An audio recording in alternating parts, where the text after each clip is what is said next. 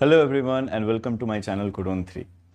आज का जो वीडियो है वो किसी सब्जेक्ट के किसी टॉपिक का डिस्कशन नहीं है, बल्कि एक बहुत जनरल क्वेरी है जो अक्सर बच्चे जो हैं हम लोगों से कम्युनिकेट करते हैं या हम लोगों से बात करने की कोशिश करते हैं, पूछते हैं कि सर इस चीज़ को कैसे टैकल किया जाए या इसको कहाँ से कवर किया जाए।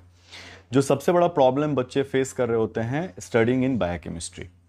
और ये जो वीडियो है मैं स्पेसिफिक एक कमेंट कोमल नाम की एक स्टूडेंट हैं या जो भी मेरी व्यूअर हैं उनके कमेंट के बाद में आया हुआ है। अभी पिछले वीडियो से इस वीडियो के बीच में एक गैप आ गया है पोस्ट करने में या अपलोड करने में। उसका सबसे बड़ा रीज़न है, आप लोगों को भी पता है या कुछ लोगों को पता है कि मेरी तबीयत बीच में ख़राब हो गई थी, खांसी से जनरल कफ और खांसी हो गया था। उसको वीडियो बनाने के टाइम में जो था वूफिंग और कफिंग दोनों शुरू हो जाते थे, तो थोड़ी दिक्कत होती थी, इसलिए मैं अपलोड नहीं कर रहा था। फिर बीच में कुछ टॉपिक्स को निश खोज रहा था कि मैं बिहार के बच्चों के लिए वीडियो बना रहा हूँ, तो आखिर कौन से टॉपिक पे बनाऊँ।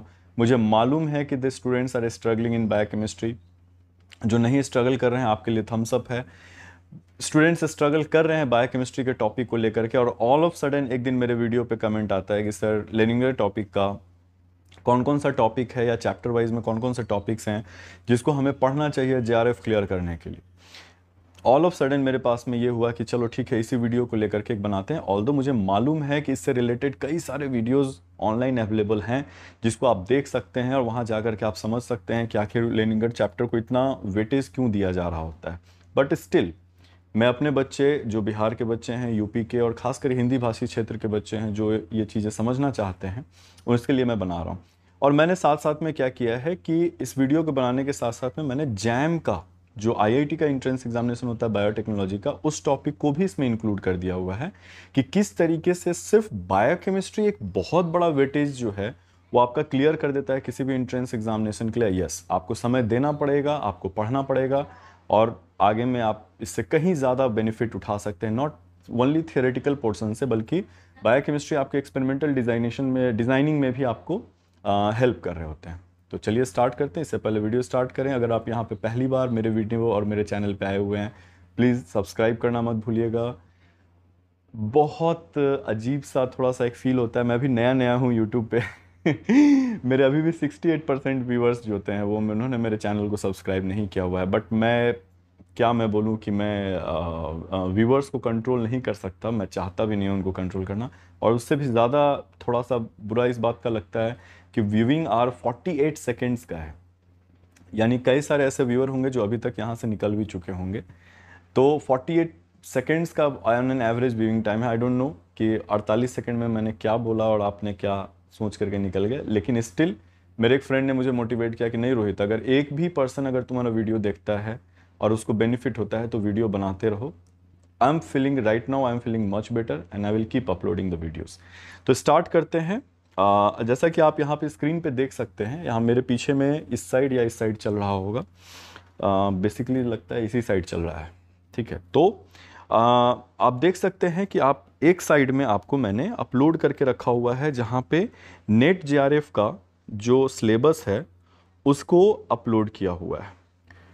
और ये पूरे मॉड्यूल्स नहीं है, टोटल नेट जेआरएफ में 13 मॉड्यूल्स हैं। अगर मैं इसको थोड़ा सा और जूम करूं, यस, तो टोटल 13 मॉड्यूल्स हैं नेट जेआरएफ में, और उसमें लगभग लगभग 4 मॉड्यूल्स ऐसे हैं जिसके टॉपिक्स डायरेक्टली आपको लेनिनगर में मिल जाएंगे, डायरेक्टली लेनिनगर में मिल जाएंगे। मेरा कहना है कि 13 मॉड्यूल का आपसे कहा जाता है, जब कभी भी किसी इंस्टीट्यूशन को अगर आप ज्वाइन कीजिएगा तो वहाँ कहा जाता है कि अप्रॉक्सीमेटली 8 मॉड्यूल तो आपका बिल्कुल ही रेडी होना चाहिए।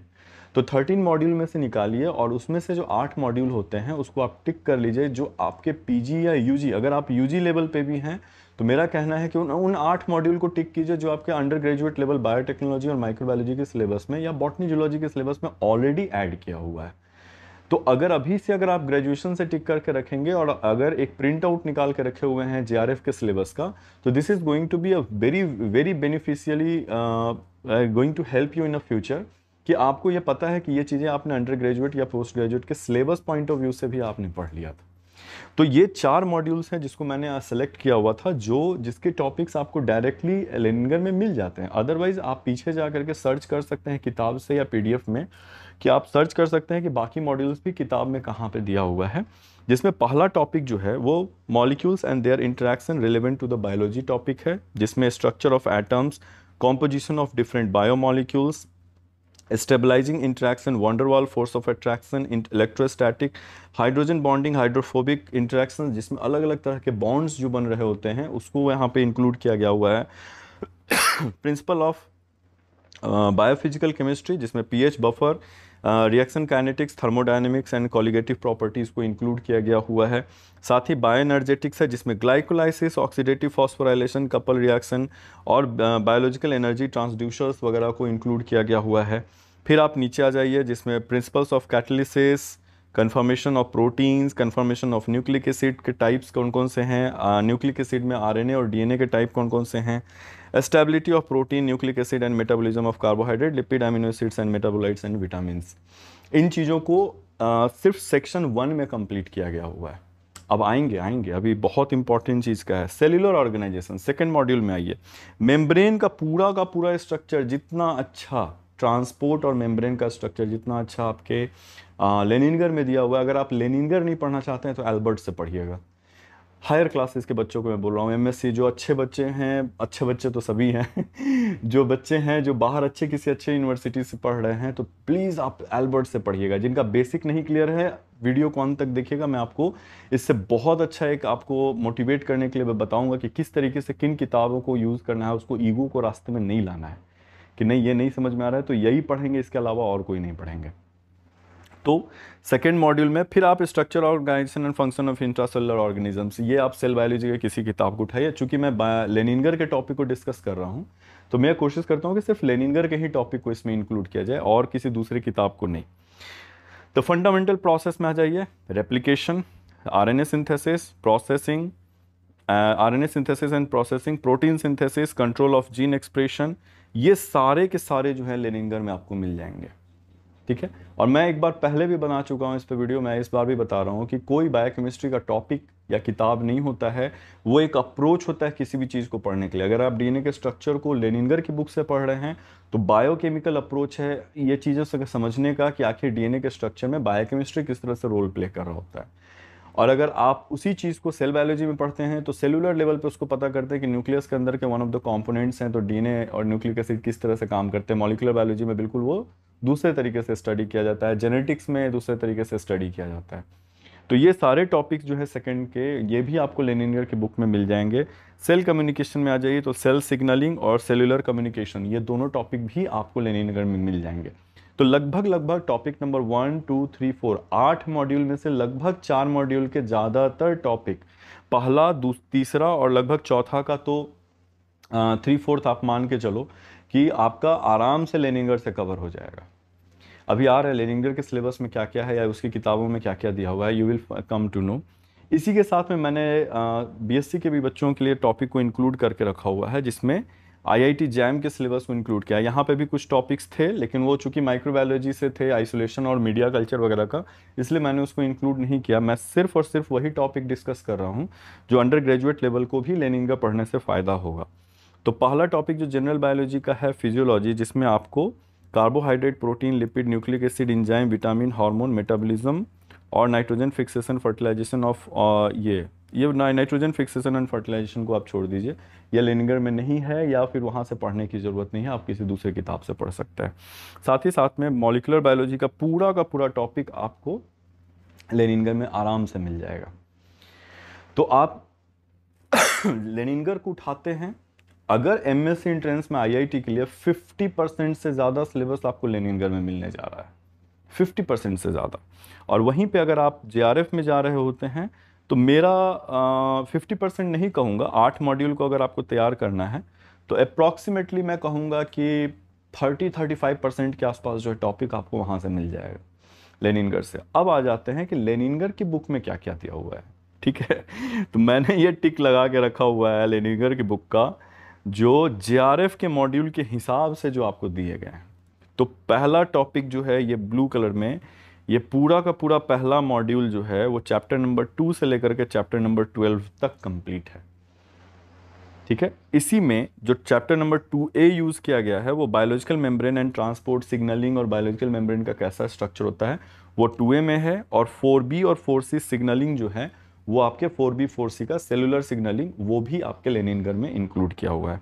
चलिए सेकेंड मॉड्यूल को छोड़ करके आगे बढ़ते हैं। इंफॉर्मेशन पाथवे, जिसमें gene, chromosome, DNA metabolism, RNA metabolism, protein metabolism and regulation of gene expression, transcription, translation, ये सारी चीज़ें सॉरी, ये सारी चीज़ें लेनिनगर में इंक्लूड किया हुआ है, बिल्कुल ही इंक्लूड किया हुआ है। और इनके बाद अगर आप चाहते हैं नाराज मत होना ठीक है, तो सेकंड टॉपिक जो है वो आप देखिएगा कि 13 से लेकर के 23 तक में what are the these topics. These topics are bioenergetics, reaction types, glycolysis, principle of metabolic regulations, citric acid cycle, fatty acid catabolism, amino acid oxidative phosphorylation, carbohydrate biosynthesis, lipid biosynthesis, biosynthesis of amino acids and nucleotides। क्या ये topics आपके syllabus में नहीं है? Yes of course हैं।